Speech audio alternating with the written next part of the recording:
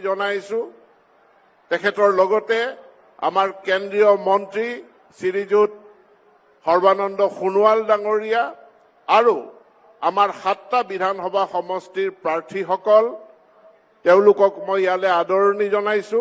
এতিয়া মই মাননীয় প্ৰধানমন্ত্ৰী শ্ৰীযুত নৰেন্দ্ৰ মোদী ডাঙৰীয়াক এখন গামোচাৰে আদৰণি জনাবৰ কাৰণে আমাৰ শ্ৰদ্ধাৰ সাংসদ শ্ৰীযুত প্ৰদান বৰুৱা ডাঙৰীয়াক অনুৰোধ জনাইছো।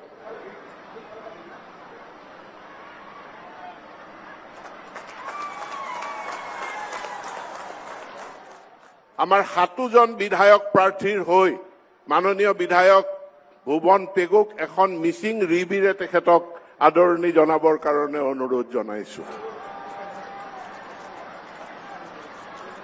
পঞ্চমবাৰৰ বাবে ধেমাজি জিলালৈ আহিছে মাননীয় প্ৰধানমন্ত্ৰী নৰেন্দ্ৰ মোদী ডাঙৰীয়া।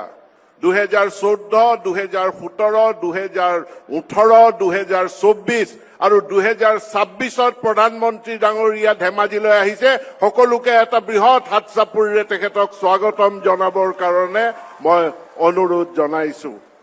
তেখেতে আমাক বগীবিল দলং দিলে, বহি বিশ্বৰ লগত সংযোগ স্থাপন কৰাৰ কাৰণে।